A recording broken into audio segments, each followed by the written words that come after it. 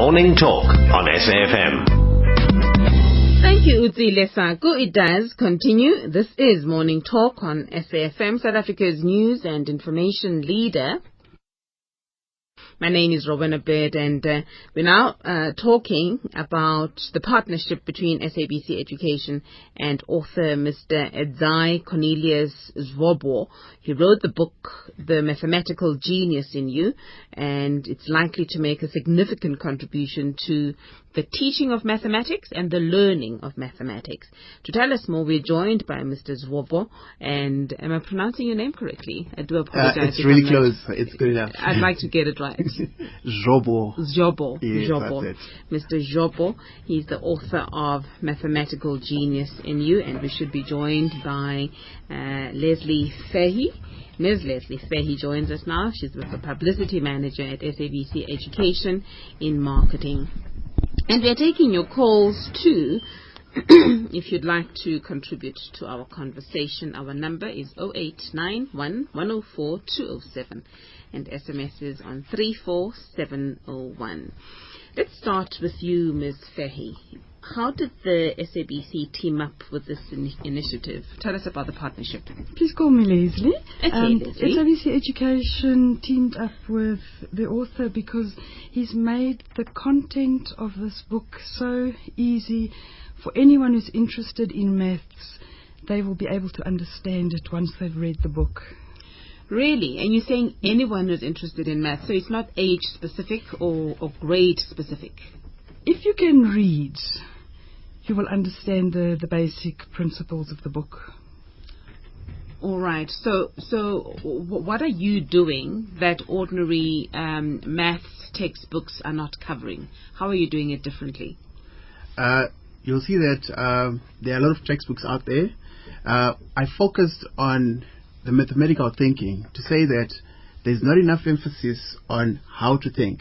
So I wrote a book where parents and kids together can actually read and know the principles behind mathematical excellence.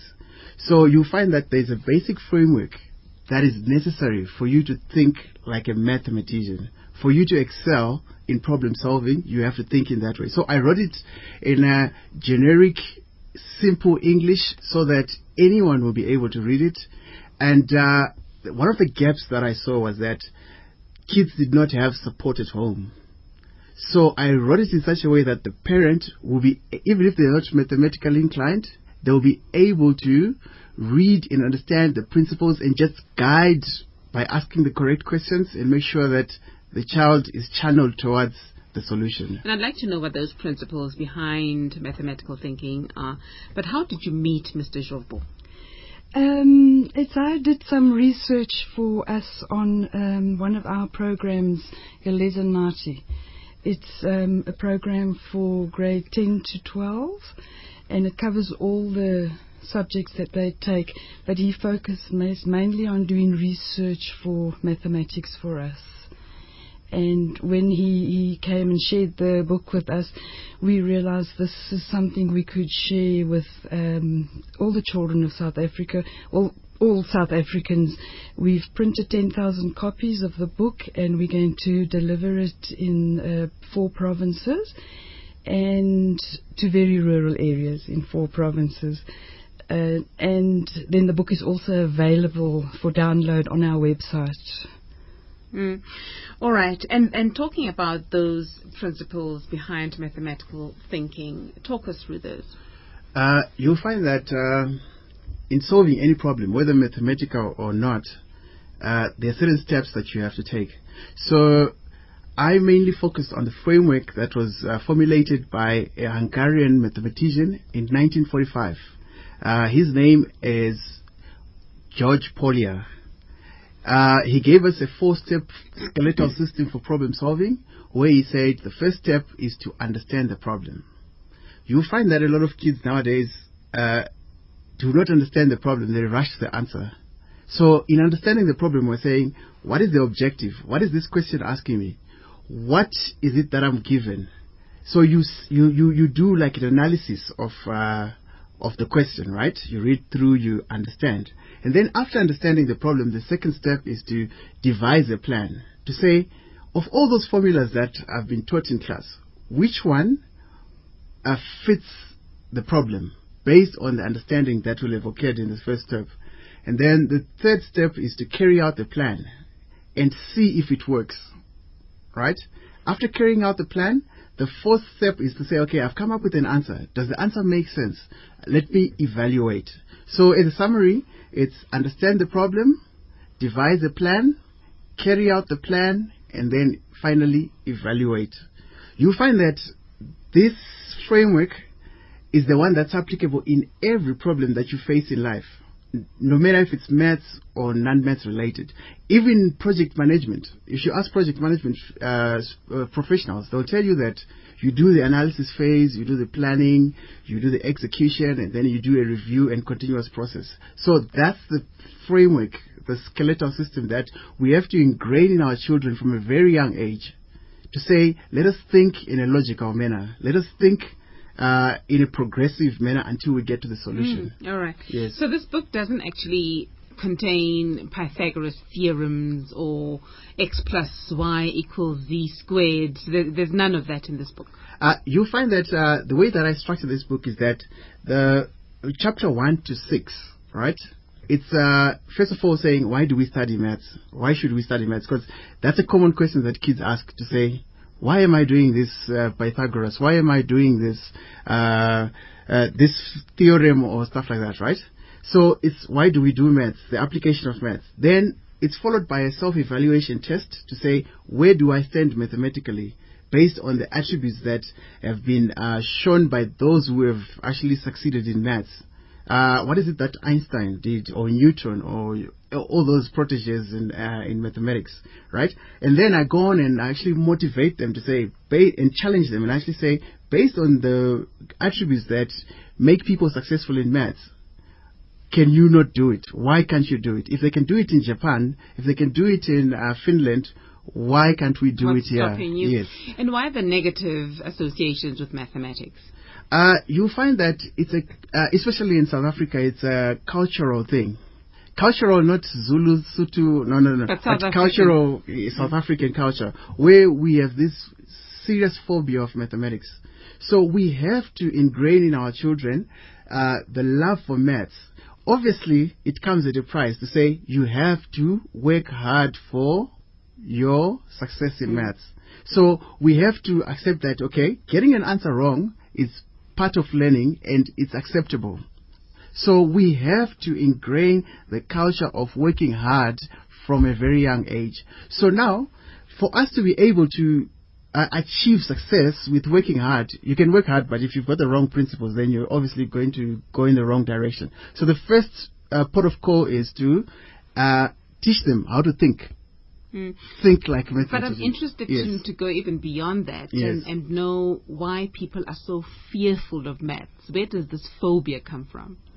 It's gone down through the generations, where you find that our fathers, our mothers, they've always told us that maths is difficult. So we go in with a negative attitude already. So society has framed us in such a way that we are afraid of maths. And then you find that when we go into the classroom as well, the delivery on average that is occurring in our classrooms is more rote learning. So you find, I don't know, Rowena, if you've had a situation or you've heard of situations whereby a principle is taught in class and you can follow, but when you try and you go home now and you try it on your own, you don't understand what's going on.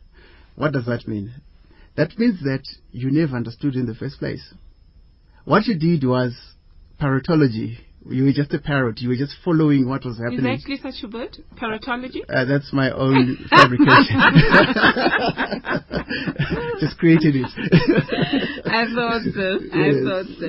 All right. We're talking about this book and instilling principles, mathematical principles in your thinking. Yes. The book is entitled The Mathematical Genius in You. And we are taking your calls if you'd like to join in our discussion, in our conversation. Our number is 0891 104 207 and the SMS is 34701. Okay, Leslie, let's talk more about the SABC SABC's involvement in this initiative. You mentioned that you printed 10,000 copies and you're distributing mainly in rural areas, and the book is written in English.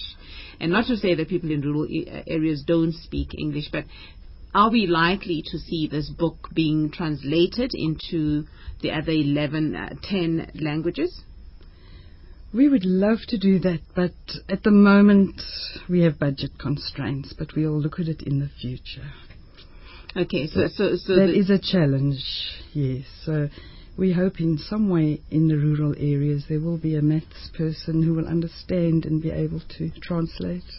And where do you distribute to? Do you distribute to schools in the rural areas or to individual homes, children, it homesteads? Depends. Some schools, some churches, some community leaders. We do have an outreach unit at Education, and they will go out. Well, they have identified these places, but I don't have them with me at the moment. It would have been nice to see a real copy of this book, because I'm trying to access the electronic copy. I will get to it and I'll see what it's about. Tyson is in Guatemala. Welcome. Hello, how are you? Fine, Tyson. I want just to comment or make some humble opinion about maths, actually education in general. Can I proceed? Please do proceed. Can you wear your headphones? Okay, hello. Yes, we can hear you. See, I like the endeavors made by that person. I've forgotten the name. But our problem is bigger than that. It's appreciated to make some attempt. I think our problem is more, I'll say, colonial, because we're prepared to liberate ourselves politically and otherwise except culturally. Me, I consider the maths or other problems in education are caused by the fact that we are not using our languages. For instance, Afrikaners are a good example next to us. They changed everything to suit Afrikaans. For instance, the word diameter, which is maybe from Greek or Latin. They did what is, they used the word, the middle name, the middle line. A small kid coming to school, even if he has not seen a circle or does not understand, but the language makes things easier for that person. Now, Professor, I think Kumalo, some few years back in University of Natal, suggested that some of their students should do chemistry in Zulu. And at the end of that period, those who did chemistry in Zulu did it well. And in my opinion, maths is not English, it's not Afrikaans or French. If you look at the Chinese, they don't even use alphabets. They are able to take people into space using their own languages. So I'm trying to say that it's a problem because the language is foreign to our kids. The first day of school is a disaster because what you do at home and what is happening at school is a complete world altogether. Now, an English child or Afrikaans child, that is why I respect the Afrikaners. They're protecting their language because they know once they lose it, they lose everything. So that is why I say it's a good attempt, but the problem is bigger than that. If we don't do things in our mother tongue, we can peruse history and see is there a nation that was powerful economically or military, and that nation was using a second language. If you don't care, if you mind, just read Genesis chapter 11. And for you to know, I'm not a Christian. I'm an agnostic. I don't go to church, but I do read the Bible. If you want some wisdom, the power of language. Without language, you will do nothing. We go to our court in South Africa. We say we've got 11 languages. It's not 11. It's just a constitutional nicety that we have 11 languages. In actual fact, languages that matter in South Africa is English and Afrikaans. That is why we'll remain subservient to those people. They've got the power of the language. We need to relook into our languages. It will reopen our human potential to do things in our own. For instance, in South Africa, you are taken as clever if you are speaking English very well. You can be a fool that speaks English very well. A very clever person may be there in the street but unable to speak the language that is recognized. Then you know that person won't be taken seriously. Very valid points you're raising, Yes. Tyson. Thank you for your Thank contribution. you, and I want to talk more with people who are interested. I'm not an intellectual or any, No, you are. any scholar of no. In fact, you I'm are. just a worried South African. Thank you. Thank you very much, Tyson. He raises very many very necessary issues that we need to talk about. That of teaching scientific and mathematical concepts in vernacular, for instance. And I alluded to this a little earlier on. What are your comments? I agree totally with the caller, because you find that mathematics itself is a language. So you have situations where a child who is conversant in Zulu will, if asked the question, they will translate it into Zulu and then back into English, then into maths. So you see, maths being a language, you're traversing 3 languages, and by the time you get to the final answer, it's you've missed a lot. You know, it's like the broken telephone. So it would be a nice thing to have maths being done in all the local languages. But now, in the interim, whilst we are developing that, I hope there are people who are working on that. We have to try and optimize and make sure that we do the best whilst we are using English and Afrikaans as medium of communication for mathematics education. Because for as long as we don't use vernacular to teach mathematics and science, it will remain inaccessible to many of our students and children. True, there will be a limitation. I can give you one example that I experienced in a class. I gave a word problem where I said, take a number, double it, and then add 2. So I actually didn't realize that in the Tsotsitaal, I think the slang that's around, double up means to cut into half. It's like a shortcut. So in the child's mind, when I said double the number, to them they were thinking I should cut it into half. So you see, language is very important. It's fundamental for mathematical success. All right, we will take Zion in King Williamstown and Mr. Kamisa when we come back. Did you know that nuclear technology is used in a wide variety of applications beyond the supply of electricity, such as medicine, industry, agriculture, and research development? Did you know that nuclear medicine from nuclear facilities has contributed towards improving human health and saving millions of lives globally? South Africa is one of the top 3 largest producers of medical radioisotopes in the world and provides them to more than 50 countries. We wish to assure you as our citizens that nuclear energy is safe, reliable, and is an affordable form of energy. This message is brought to you by the Department of Energy.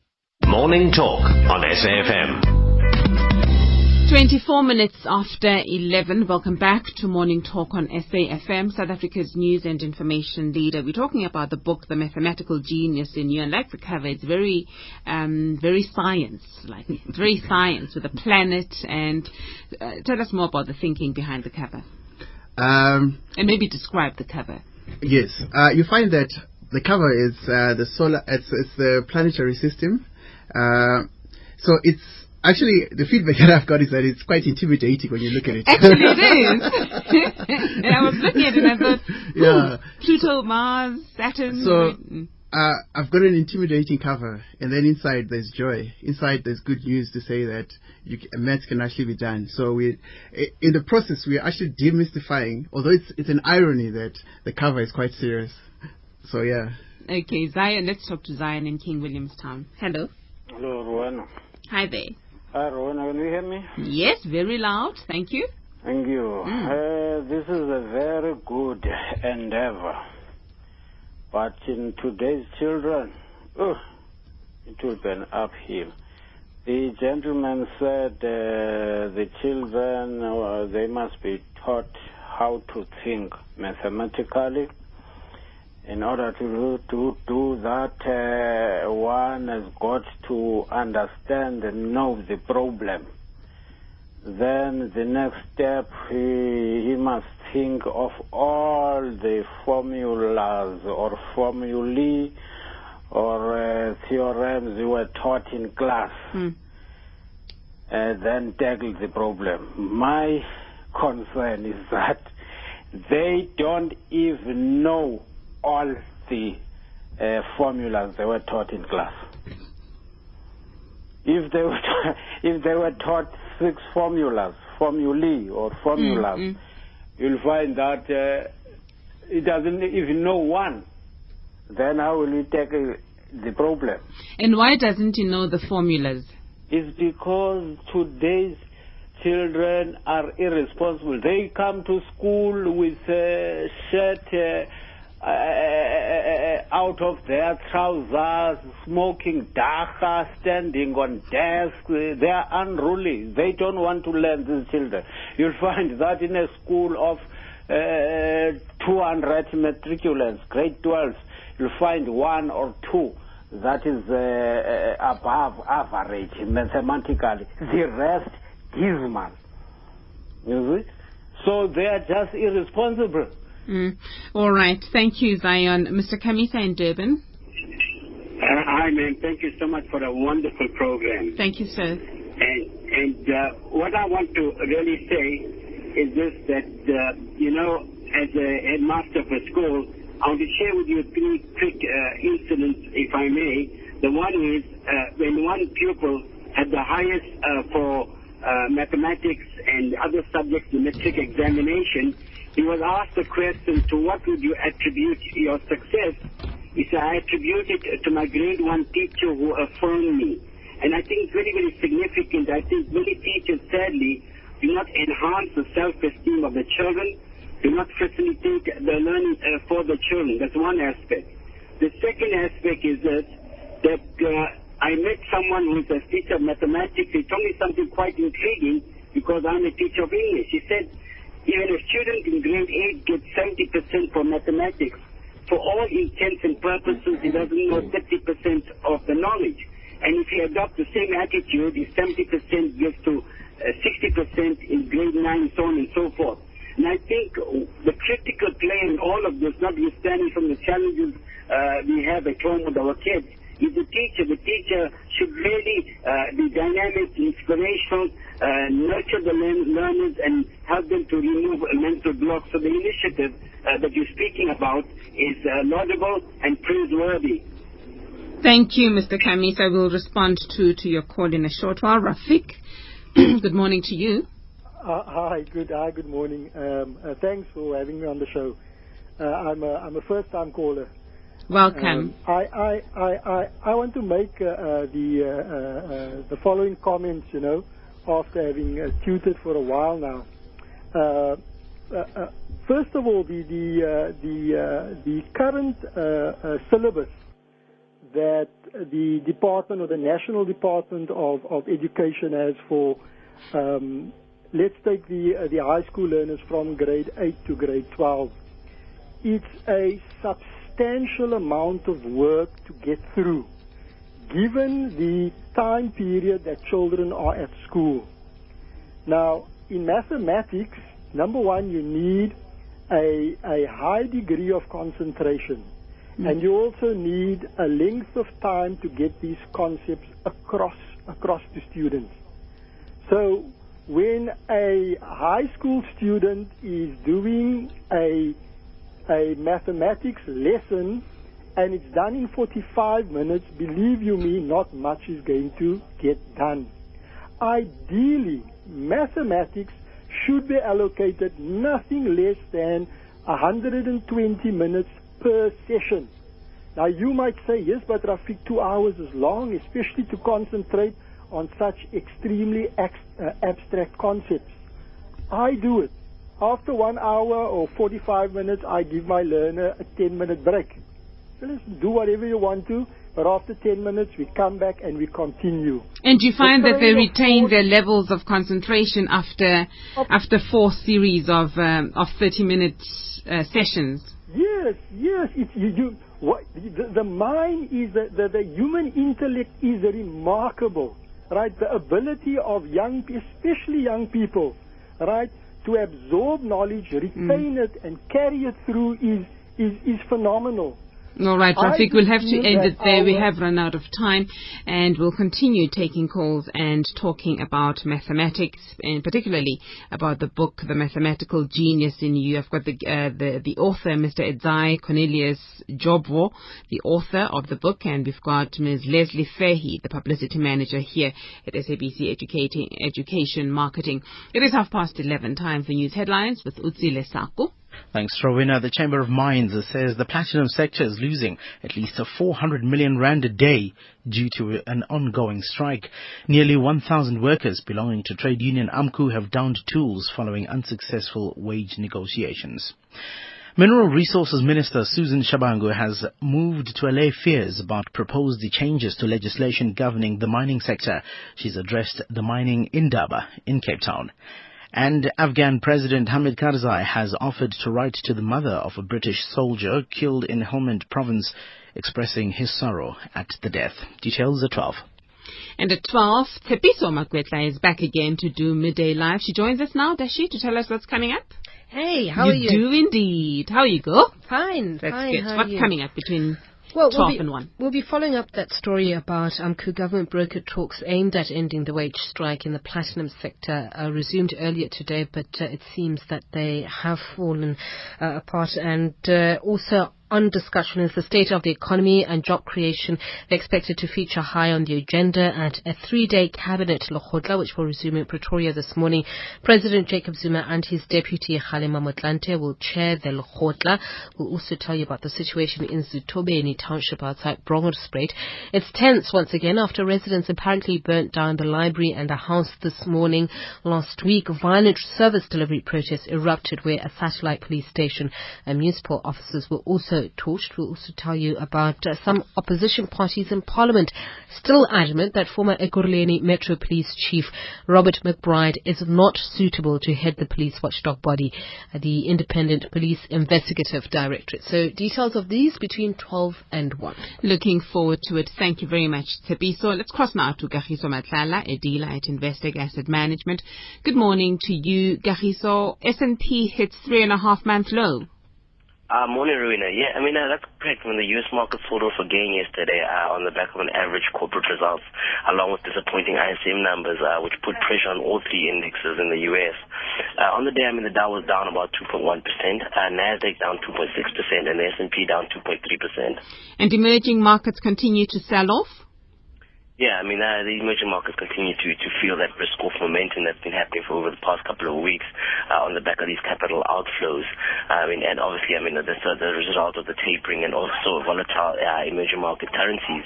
I just look at the oil share right now. I mean, we're down, the JC oil share is down about 1.4%, resources down 1.2%, financials down 0.7%, and industrials down 1.8%.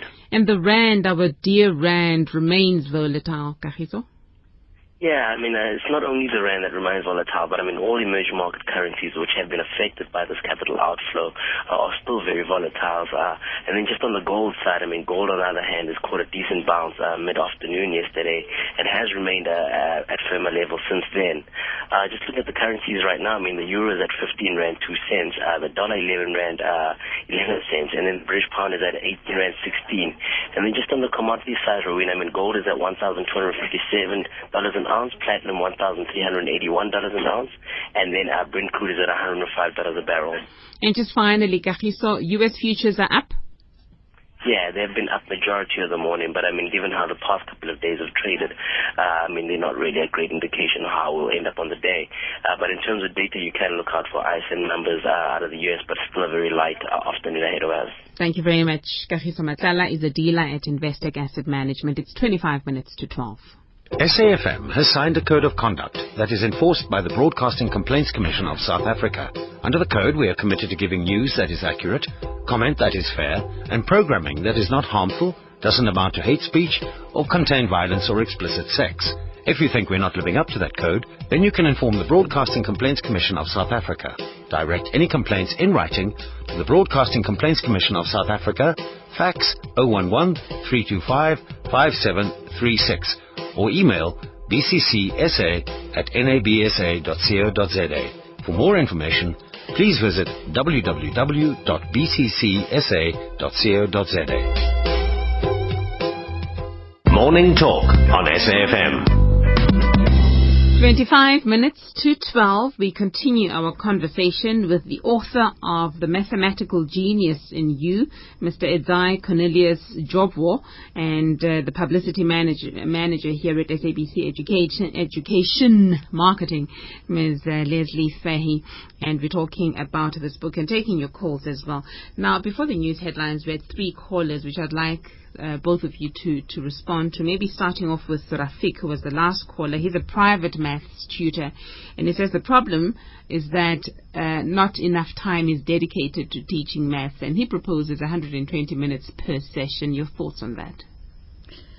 Well, Rafik must understand we're a broadcaster, and we're sharing the contents of the book with people like him who are so interested in establishing a love for maths with children. So we'd like him to be one of the people to download a copy. 2 hours per session doing maths? You know what? It's not sustainable in a school timetable. 30-40 minutes that are allocated for a period are quite enough to actually deliver principles. Now, the onus is on the parents and the learners themselves to actually go and practice at home, because maths is a doing subject. So they have to actually go back and do maths. Say 30-40 minutes at home every day will do the trick, at least. And then, of course, every now and then you get the double periods in Yes, in definitely, maths. the 80 minutes. And I know at matric level, usually, they structure it in such a way that they have double periods usually. But yeah. And Mr. Kamisa, who is also in education, he's a principal, I think he said, he's an education consultant, saying that teachers need to play a bigger role in actually affirming the students, and that is going to make them more receptive to whatever subjects they are taught. You know, if you look at my Twitter handle, I call myself the maths evangelist. I actually got the name when I was still teaching at Midrand High School, where the kids called me pastor. I would motivate them each and every day. I would make sure that they were hungry for success. I would make sure that they understand that they are capable of killing this ghost called mathematics. So motivation plays a pivotal role in success in mathematics. That's why I am against the fact that parents are always telling us how hard math is. Now, if your child is hearing you say math is hard on a daily basis, and the child comes back home with 25% and you accept it, that means that you're settling for mediocrity, which you as a parent have actually ingrained in the child because you haven't set high standards, you haven't motivated them that they can. So motivation should be at least 70%, and you unleash the genius in the child. And do we all have that mathematical genius in us? Yes, we do. I can assure you that the major problem that makes kids not actually achieve in maths is because of the constriction in the lessons, where a teacher will emphasize on a method. Now, if you ask the kids that I taught, I wish they could call in today, the mantra in my class was, there are 6 billion ways to kill a cat. Get to the answer as long as you are obeying the laws of mathematics. And I would challenge them and say, whatever method you use, I know it. So we think differently. Some people think in pictures, some think in text. So we have different ways of getting to the solution. We should allow for that in the lesson, that creativity. Because does maths allow that, though? Yes, it does, as long as you're obeying the laws of mathematics. For example, somebody might say 2 to the power of 3, right? It's equal to 8. Somebody might say 2 times 2 times 2. You see? So are you going to penalize 2 to the power of 3 because he has chosen a more efficient method? No. You see? So there are so many ways of killing a cat, and we should allow that in the classroom. So our teachers now have a challenge to know as many methods as possible so that they can accommodate kids who think differently. I would take the longer route. I'll have in brackets 2 times 2, and have 4, and then 4 times 2. Nothing wrong. Nothing wrong. You're enjoying the journey. All right. Zion raised a very important point and spoke of the attitudes of the actual students and the learners, and I know you both chuckled, but I think he raises something very important, that our sad reality is that our children, or many of our children today, just don't seem to be excited, eager, ready, responsible to learn or to go to school. A lot of work is being done to actually find the root cause of the attitude that is being displayed, the attitude whereby kids are not driven to actually succeed in maths.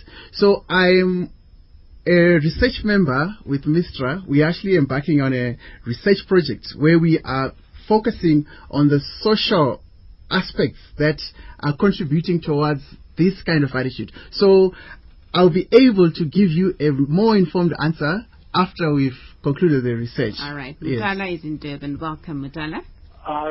Now, the basic problem has nothing to do with the cultural background of the person. It is the past record of how we were taught. When I finished matric to get to university, I wanted to do mathematics. They refused. They said they're not giving non-white math, and I had to do history, geography, and things like that. Now, in my case, I came from a background which was not English-speaking. And my father was a genius in math. He had only standard 4 education. He could multiply 13 times, 14 times, 15 times tables. When there was any addition, he would do it much faster than we could do it, even with our metric maths. So it is your mentality, the attitude toward math. We all have the mental ability. My worst subject in school was English. I just managed to pass metric English. I started to struggle. But my best subject was mathematics, in which I had the highest symbol. Okay. And that has nothing to do with culture. It is something to do with the mental attitude of people. Oh, math you can't do because you have no background and all that nonsense. Absolutely. Okay, all right. Thank you, Mutala. And you nodding as Mutala is speaking. Let's talk about, just in wrapping up, how supporting an initiative such as this one actually ties in with the ethos and the values of the SABC. The SABC are mandated to do these public social development drives, and this is part of this mandate. And as your first book, you write a maths book. I mean, hello. Yes, I live for maths. Yeah, so this is a book that came out of a need, and I'm glad that the callers are actually giving different perspectives. I'm glad that it has opened up discussion on how best we can help our learners appreciate mathematics and achieve in it. So we all have a part to play, and this is my contribution to the mathematics education of South Africa, and I'm hoping that every parent, every child out there is going to play their part in their community, in their sphere of influence, to actually help a child succeed. All right. Some SMSs. Hi all. What a wonderful book. Is it possible that I can or may have a book? I'm tutoring extra classes at home and plan to tutor for free at church on a Saturday, open to all. Grade 7 until grade 10 for free, obviously. I thank you. That's Louise. Let's not go down the blame game. My husband just said he could never understand algebra. It didn't make sense to him. Why are Zim teachers good in maths? From Tami Tusi. And maybe how can Louise get a copy of the book? Just in 1 second. If she can't download it, we'll certainly send her a copy.